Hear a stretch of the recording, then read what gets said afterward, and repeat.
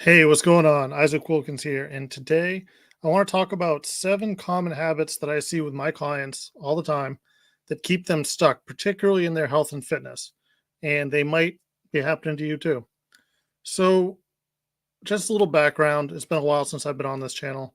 I've been a personal trainer for over 20 years now, primarily in the strength and performance world, and helping clients get strong, helping clients get in shape, and owned my own gym.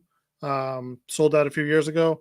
And now I work with people just like you online who are looking to get strong, get their life back, feel great, and feel capable.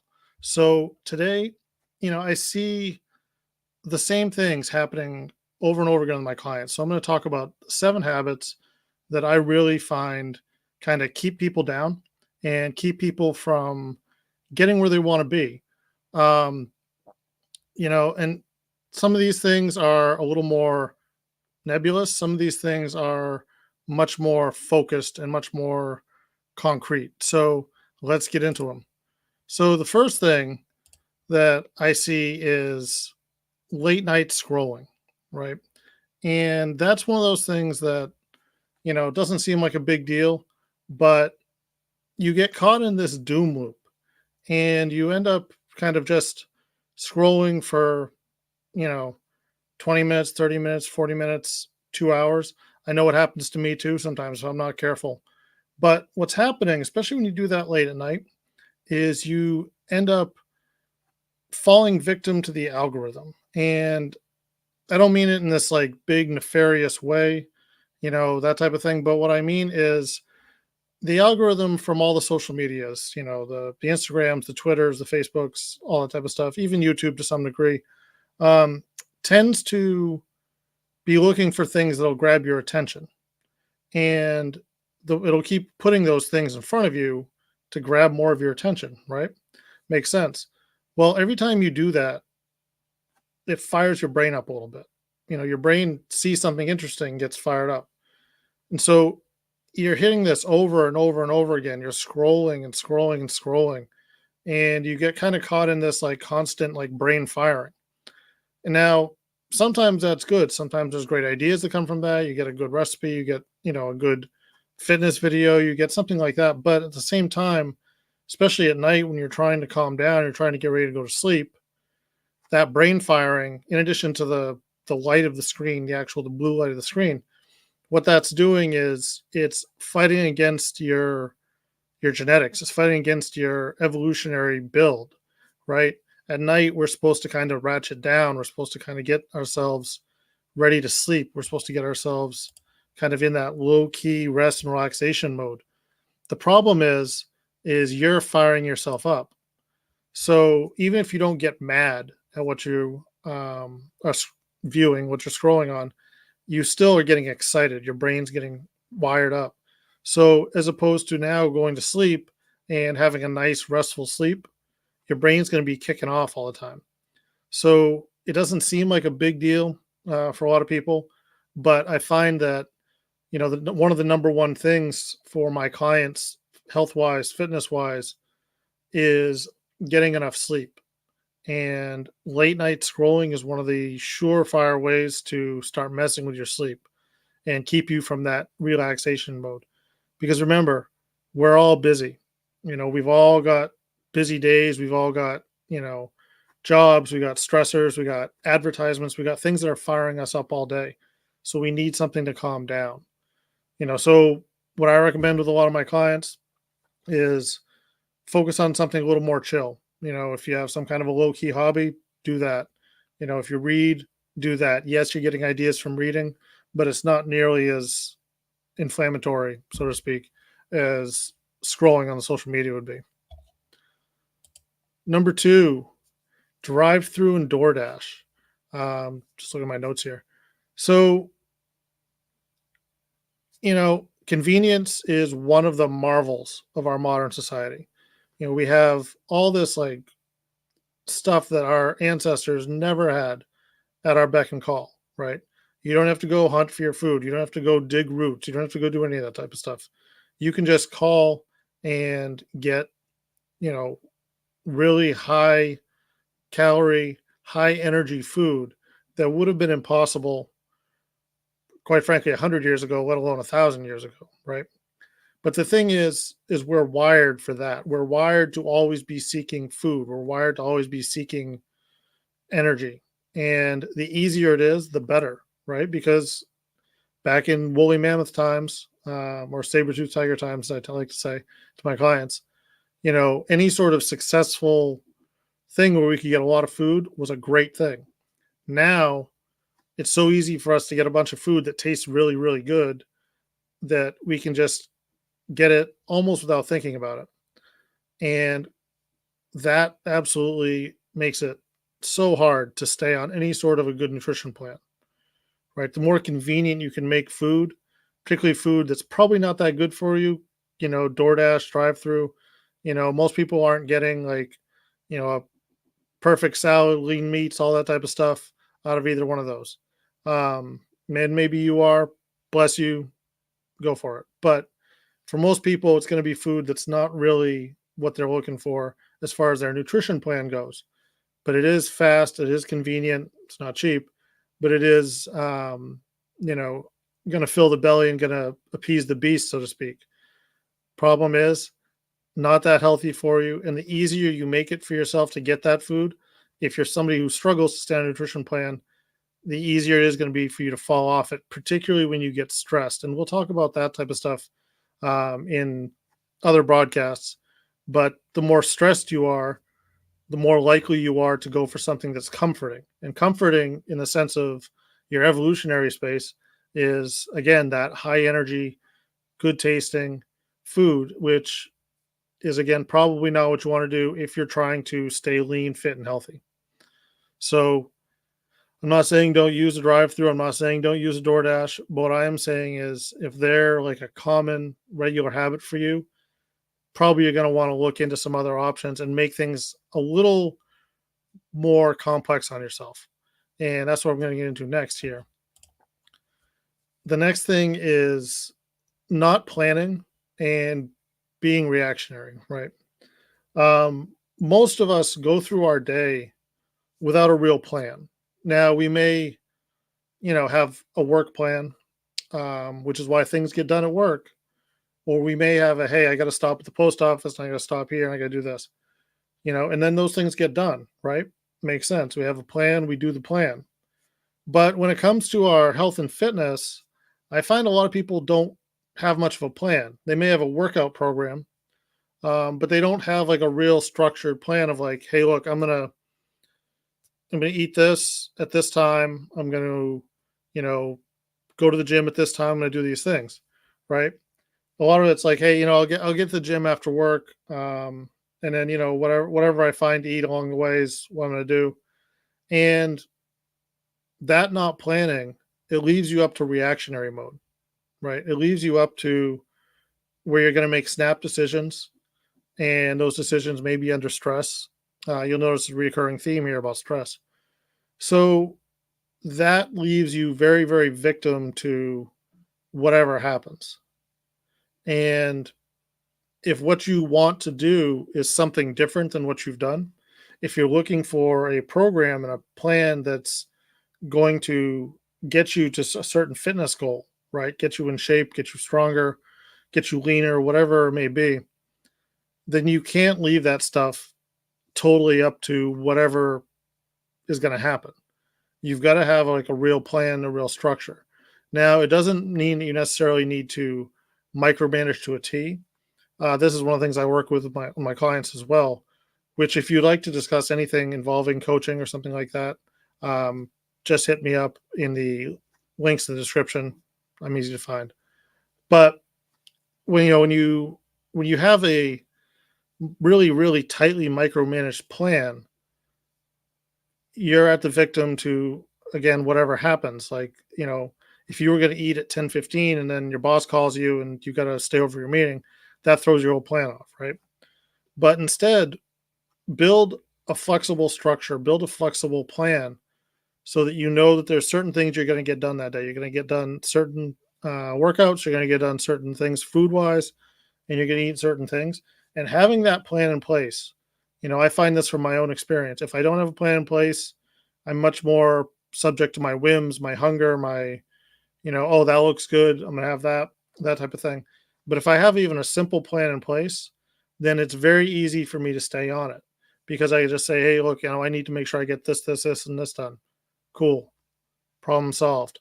So you don't need to micromanage yourself, but at the same time, build a plan. Don't just coast through life because you're going to find that, life will then take you where it wants to take you versus you being intentional and taking over your life.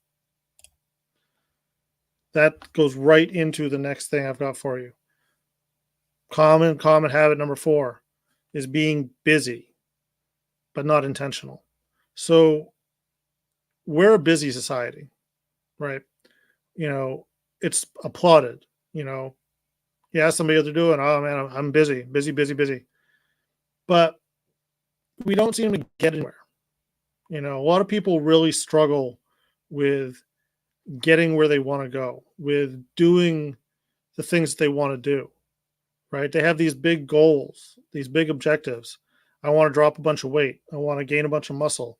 I want to build that business. I want to go on this trip with my family. Whatever it may be is your thing. But yet another day goes by and it doesn't happen. And then a week goes by and a month goes by.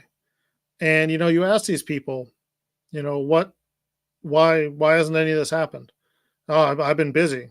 I've been busy. Okay, cool. But then you ask them, well, what did you get done? Like you were so busy. What did you accomplish? And they didn't really do much. Maybe they did some stuff at work because again, it's their job, so it's very focused and planned. But otherwise, they didn't get a lot done for all that busyness, right? So that means they're not intentional. And they're scratching the itch by being busy. Because they're being busy, they're doing a lot of things that don't lead them forward. They feel like they're accomplishing something in that moment. So it soothes that accomplishment drive. It soothes that, you know, inner objective that we have to do stuff, but it's not really getting them anywhere. So stop being busy for busy's sake. You may live a very busy life. My clients, all of them, are very busy people. I'm a busy person. You very likely are a busy person. And, that's because we do have obligations and we have objectives, we have goals. But being busy for busy's sake doesn't cut it. Instead, be intentional. Be like, okay, this is what I'm going to accomplish, whatever it may be. And these are the steps I need to do it. So take a few minutes, sit down, knock those steps out. Usually it's just a few minutes to figure out what it is you actually need to do to get something done.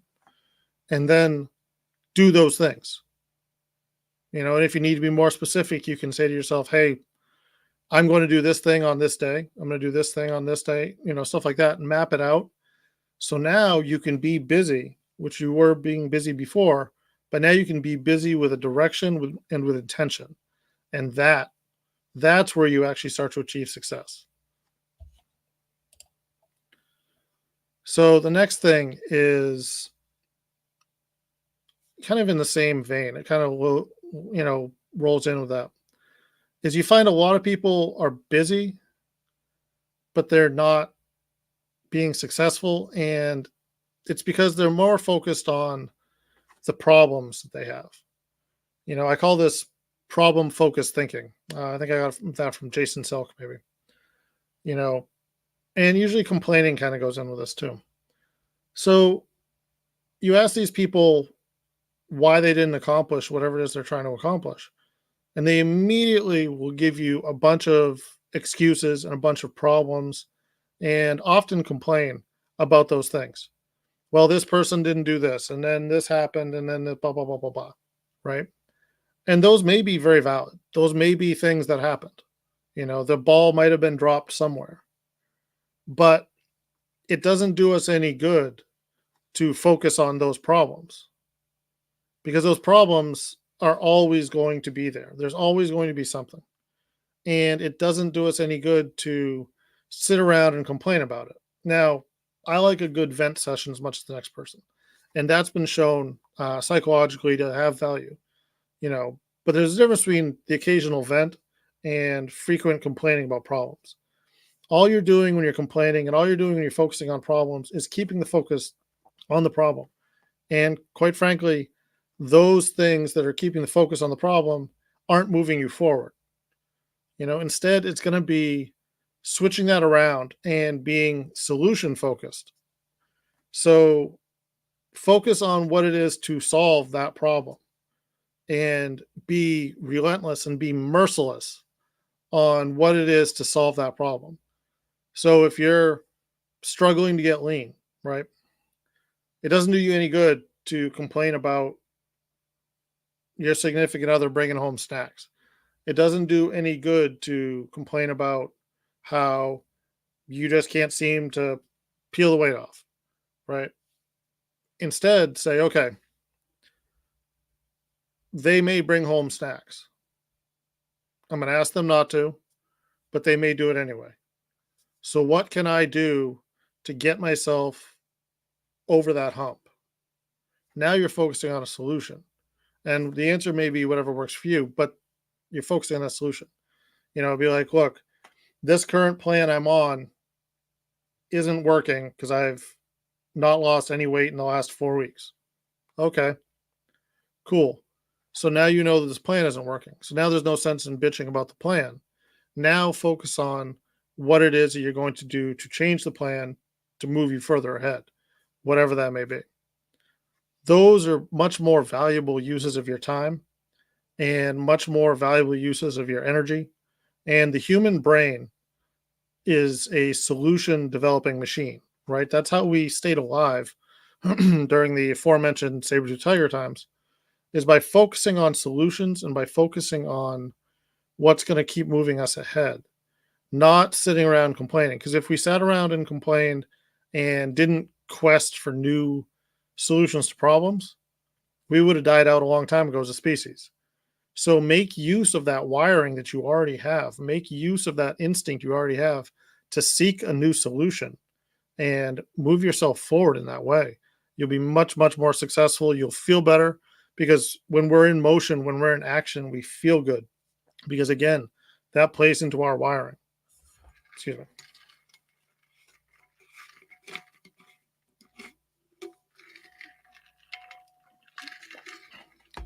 We're wired to succeed. That's why we're still alive as a species. We're wired to continue to make progress. Make use of that. Make progress and focus on making progress. And you'll find that over time, those progresses add up. It'll get you where you want to go. In light of that, next one is quitting too early and program jumping. And this is definitely in the fitness space, but again, I see it elsewhere too with my business coaching clients. But people will start a program and they'll be really excited, really motivated, really fired up, really, want to tell everybody about this new program they're on and how this is going to be the cure. This is going to whatever. Yeah, sometimes it is, but a lot of times it isn't. And there's all kinds of reasons for that. But they'll find that over time, the program stops working and they'll hit a little bit of a snag. And here's a little secret from a 20-year personal trainer. No program is perfect, and you're always going to hit a snag. You're always going to hit a point where it plateaus and slows down. It just is what it is, and that's where people really struggle because they've made all this progress at first, because any kind of novel thing that they do, any kind of novel program they do, you make a lot of progress very, very quickly because that's what it's all about. You're going from a 0 to a 1, right? That's a big step. And there's a lot of things that improve in there. But then 1 to 2 is not as big a step, and 8 to 9 is definitely not as big a step.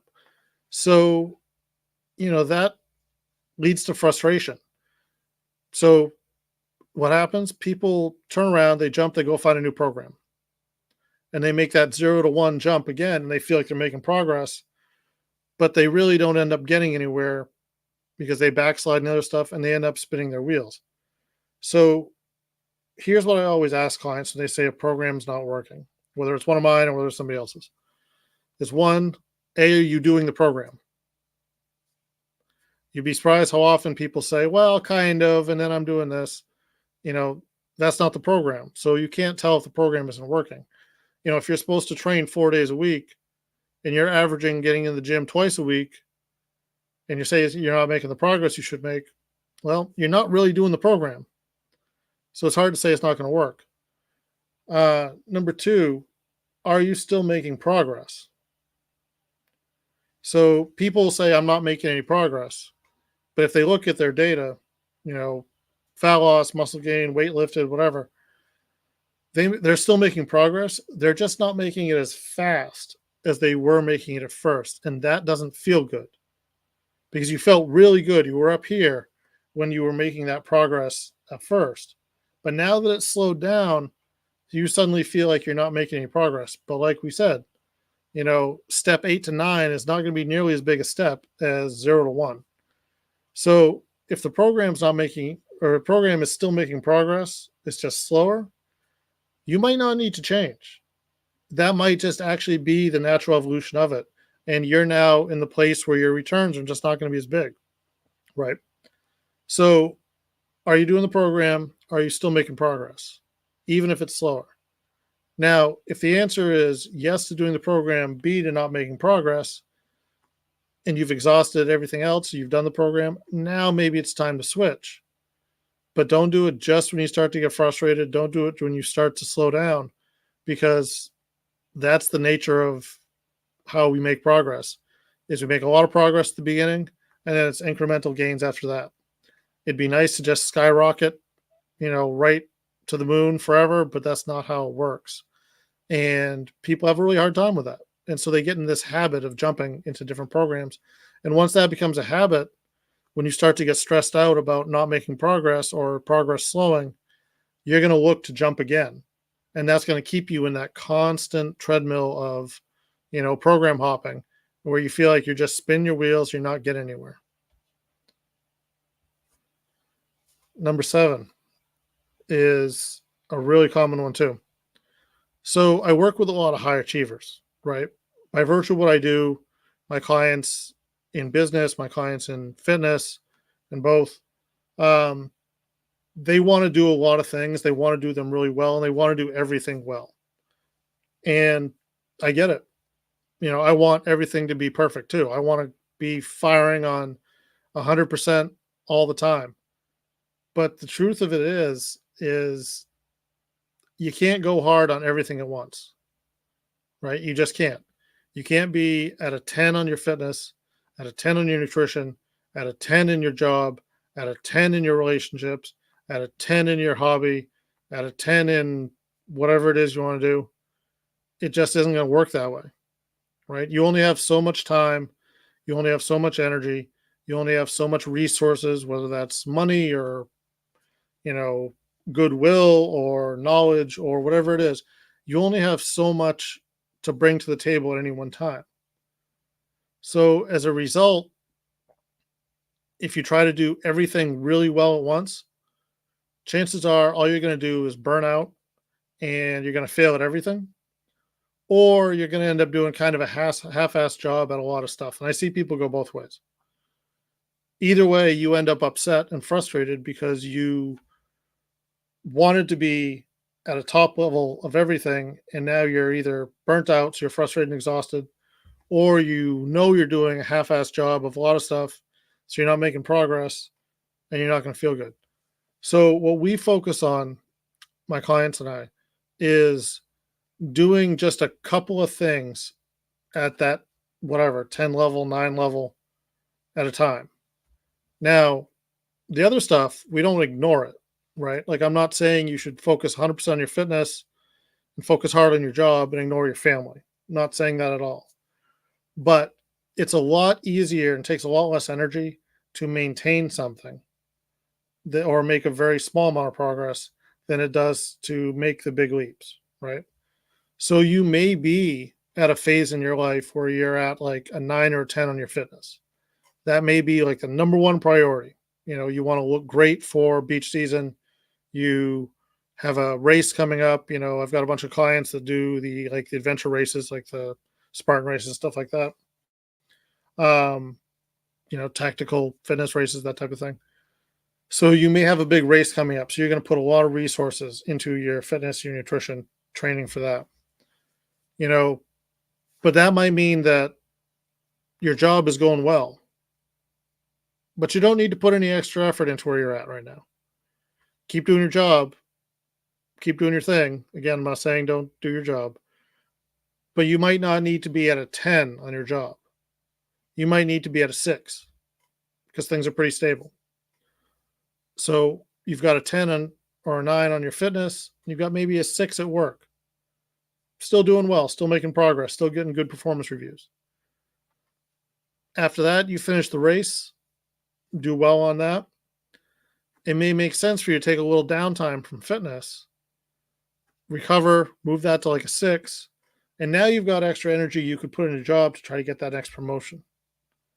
So focus on figuring out what are your priorities right now and allocating as much as you can into those priorities right now. And in turn, focus on what are not as big priority right now. And in those, you allocate a little less. Again, I'm not saying don't do them, just allocate a little less. And then set up a structure for yourself where you reevaluate where you are with everything. So with my clients, we use a monthly system to kind of direct like the small goals. And then we use like a quarterly system, like every 12 weeks or so, where we sit down, we say, okay, what's the big things we're going to focus on for the next 12 weeks? And that's where we kind of map all that stuff out. So implement something like that for yourself. Just map out what are your priorities right now and then evaluate. Say, okay, well, how's it going? Do I need to do something different? Do I need to do something better? Oh, is this starting to slip too much? I need to kind of come back to it a little bit. And then evaluate that every 12 weeks, every 4 weeks, however you want to do it. And work on that system so that understand that those priorities will change over time. I'm 44 years old.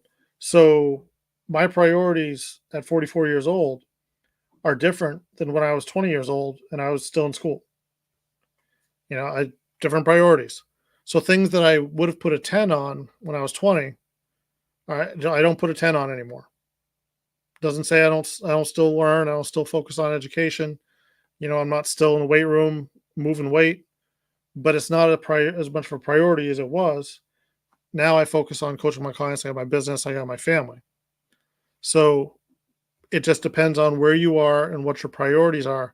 But understand your priorities are going to change, and you need to outline what those priorities are, because that'll keep you from, a lot of times I like to say, from trying to ride 2 horses with one ass. It just doesn't work. All right, those are the 7 things. Focus on those things. Figure out if you're doing any of those. They're all very common habits. It's easy for us to fall into those. And if you are, take a step back and evaluate how you're going to change them. Now, I've got a couple other things I'm going to focus on today. And, stick around. I'm going to focus on teaching you a basic behavioral system, behavior map, as well as possibly the most important psychological equation I think that we have, because it'll be the determiner of whether you move forward or whether you're stuck where you are. So, first off,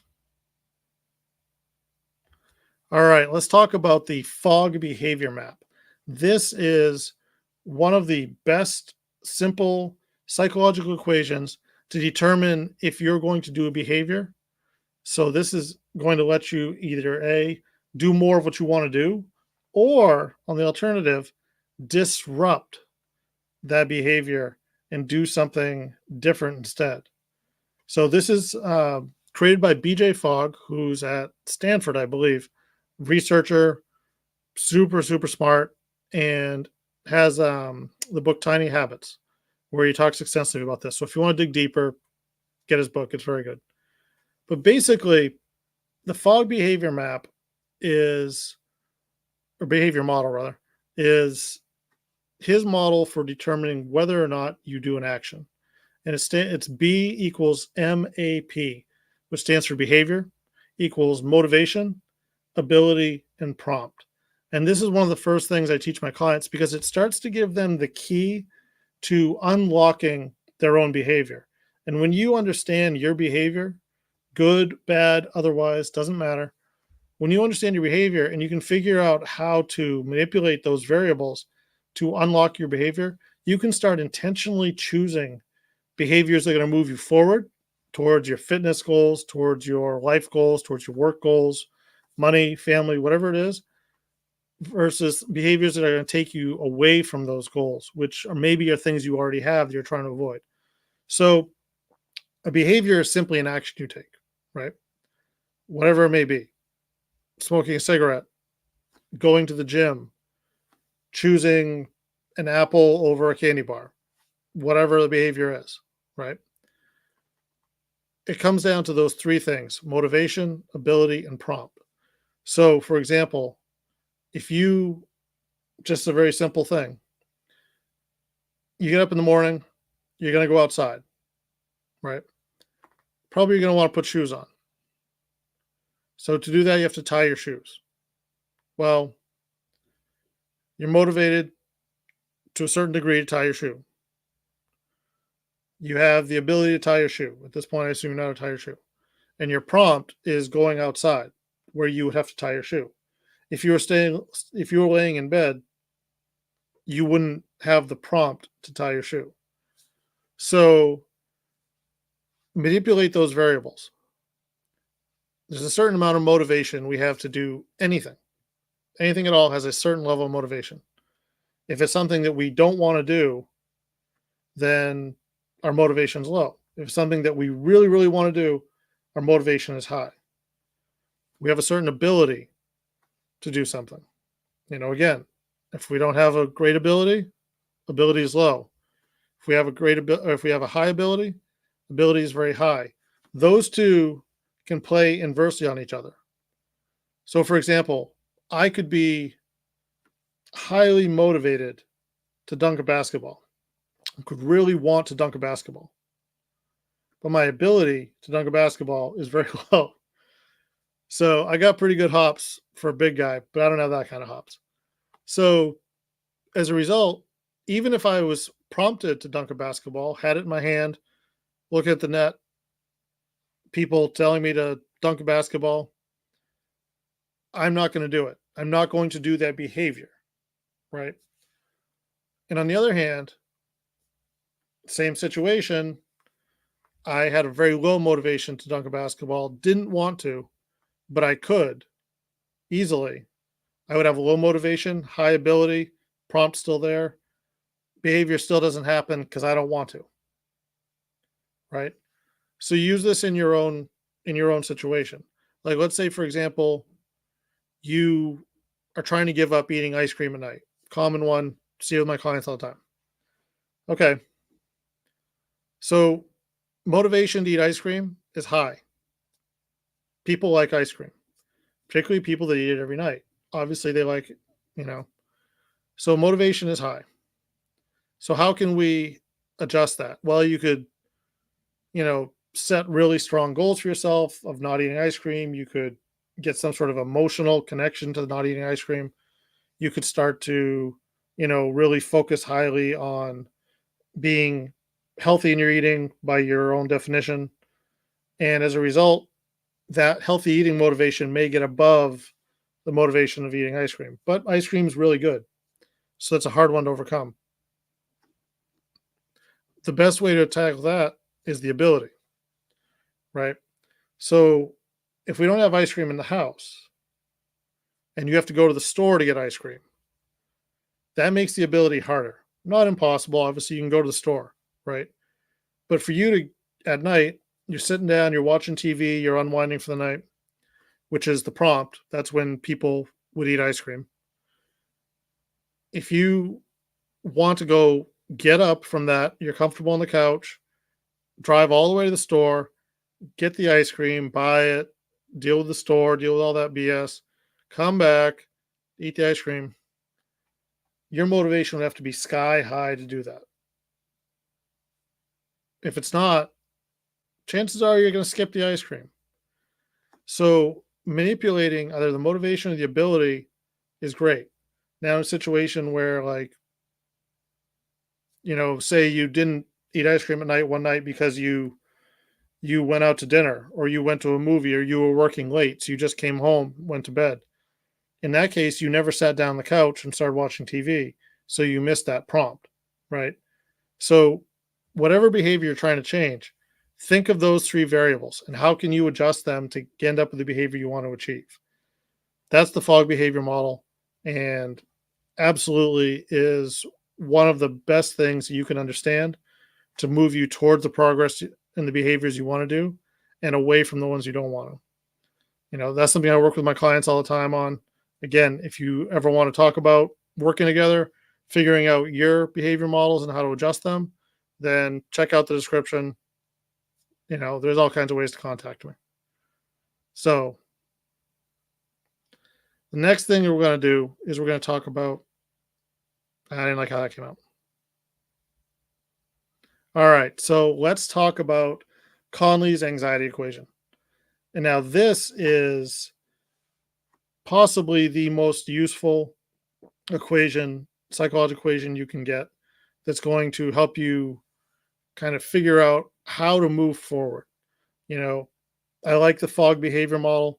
We talked about that, but this one is simpler and it is going to tap into that understanding your fight, flight, or freeze response and how you can make progress with it. So essentially, the equation is anxiety equals uncertainty times powerlessness. And now I'm not talking about clinical anxiety, although that does play into it, but more of anxiety in the sense of the fear response, right? And the stress response. So we think, like, a lot of times I'll talk to clients and they're like, well, I'm not really afraid of anything. I don't fear things, right? And that makes sense because as a society, we're pretty safe, and there's problems going on in the world. I get it. But in general, on a daily basis, the average person is much safer than they were back when our wiring was set in back in saber-tooth tiger times, right? Most of us have pretty good access to shelter. Most of us have pretty good access to food. Most of us aren't under a constant threat of violence, so we're not necessarily in fear on a regular basis. But the human brain perceives stress as a threat. And the brain is trying to keep you alive. Like, that's its number one goal, is to keep you alive. As a result, any type of stress it encounters, it's going to look at that through the fear lens. And it doesn't mean that you're running around scared all the time, but low level stress, low level fear is going to look like anxiety. And that's where this comes in. So by understanding the two parts of this equation, you can start to figure out why you are doing certain things and why you're not doing certain things. And this is something I drill in with my clients and work with them on all the time. We focus on figuring out why their certain behaviors are against what they say that they want to do or are for what they say they want to do, and how to start to shift that balance. So look at the two pieces, uncertainty and powerlessness, right? So uncertainty is literally uncertainty. You don't know what's going on. You don't know something about your environment, right? And the human brain hates uncertainty because, again, in saber-tooth tiger times, that was a threat. If you weren't certain about what was happening, then you were at risk of some sort of attack, injury, starvation, freezing to death, something like that. That was a high risk situation if you were very uncertain. Powerlessness, that's more internal. Powerlessness is your ability. And now that can vary depending on what we're talking about. So, like, if you're a professional money manager, you may be, your powerlessness may be very low when it comes to money. You may be very, very confident, very successful there. But if your fitness is not up to par, when it comes to anything physical, you're going to feel a higher level of powerlessness, right? So there's four real combinations of these two things. You can look at it a little bit like a matrix. If your uncertainty is high, but your powerlessness is low, which means that you're powerful, you're strong, but you just don't kind of know what's happening or about to happen, then you get that kind of that good nervous energy. This is like the big game, right? You've prepped through the playoffs, you're feeling strong, you're feeling confident in your ability, but you don't know what the team that you're facing is going to be like. So you're amped up, you're nervous, but in a good way, right? But now if uncertainty is high and powerlessness is high, so you're weak and you don't know what's going on, that's a fear response, right? So you're going to either fight, flight, or freeze. You're either going to lash out, and you see this with people that are in situations where they, like at work, where they don't have they don't really have the good ability, like they're not really very good at their job, and they don't really know what's happening, like something's like layoffs are happening at work. They start getting snappy with each other, right? That's a fight response. They're trying to get people away from them. Flight, this flight is, again, it could be literally running away from something, but a lot of times it's in our modern society, it's avoidant behavior. We know we need to do certain things, but we don't really feel confident doing them, and we don't really know what it's going to entail, so we freak out and we avoid them. Freeze, it's kind of the same way of flight, in the sense of you just don't do anything, you just shut down, right? This again happens all the time in our modern society. We just don't look at it the same way as the old school saber-tooth tiger times. But now if you have low uncertainty and high powerlessness, which means you have a high ability or a low ability rather, I'm sorry.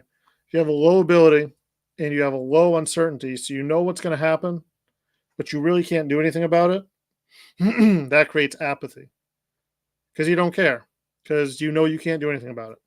So you know what the situation is, whatever it is, and you don't have the power to change it. Meh, it is what it is, right? And then finally, if uncertainty is low, so you know what's going on, and your powerlessness is low, so you have high ability, that's when you have confidence, right? This is somebody that's done the same thing 10,000 times at work. They know exactly what that form does. They know exactly what it's all about, and they know they're good at their job. They're confident. They don't think anything of it. They just go do it, right? So figuring out and manipulating these variables is huge. And this is kind of like one of the big things I work with my clients on, is to some degree you can affect uncertainty, right? You can explore certain things. You can look deeper into something before you really get stressed about it. You can practice situations. You can, role play into what you're going to do. You can figure out what something looks like. Like for my gym business, when I had the gym, I would tell people exactly what was going to happen in their evaluation when they first walked in the door. And we had a little video of people walking in the door, right? So people could see what the gym was like. They could see who they were going to talk to. They could show up, because going to a new gym can be a very stressful experience, right? Especially if you're not in shape. That's the situation where you're at high uncertainty and high powerlessness. So you could say like, hey, when you come in, you're going to get met by so and so. We're going to go through this simple evaluation. It'll take about 5 minutes. And what I'm doing there is I'm knocking their uncertainty down. I'm not removing it, because you can't remove all of it, but I'm reducing their uncertainty, right? The other side of the coin is powerlessness, or on the flip side, ability. And this is where you become more confident in what you have for skills. This is the key part of my performance coaching business, is building people's ability. Now, that can be physical, it can be mental, it can be to some degree spiritual, it can be working on their confidence, their nutrition, working on their confidence, everything else. But we get them feeling so strong and so confident that they can handle a higher level of uncertainty because they know that whatever happens, they've got a lot of ability to back it up, right? You know, that guy that's 6'6", former NFL lineman, super strong, blah, blah, blah, all this other stuff, super athletic, seen a lot of success in his life.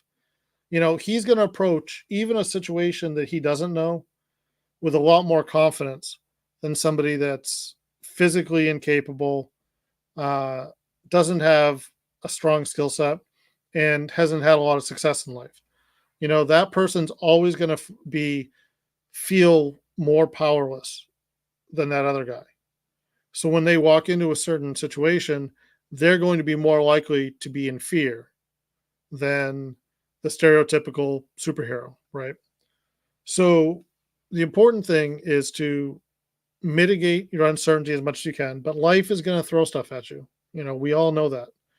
So instead of spending all your time worrying about uncertainty, focus on what you can focus on, which is affecting your own ability, becoming more confident, get yourself in shape, get some wins, get some skills, whatever that may be, whatever venue you want to talk about. But the more confident you can get yourself, the more powerful you can become, the more likely you are to handle uncertainty and end up with that good nervous energy or that confidence versus being in fear. Because if you're in fear, you're going to make worse decisions. It's like the old line about on the football field, scared players play worse than confident players, even if they don't have the ability. Because if you're scared, you're going to make snap bad decisions because the brain's going to respond and react to try to keep you safe. Versus if you're confident in your abilities, you're going to be able to take a step back, take a more measured decision, and you'll ultimately have better outcomes. So focus on that. Remember that equation. Anxiety, again, not clinical, but anxiety equals uncertainty times powerlessness. And you can affect those two variables to knock that anxiety down, and you'll get a much better response in everything else you do. All right. That's it for today. So we'll see you in a few.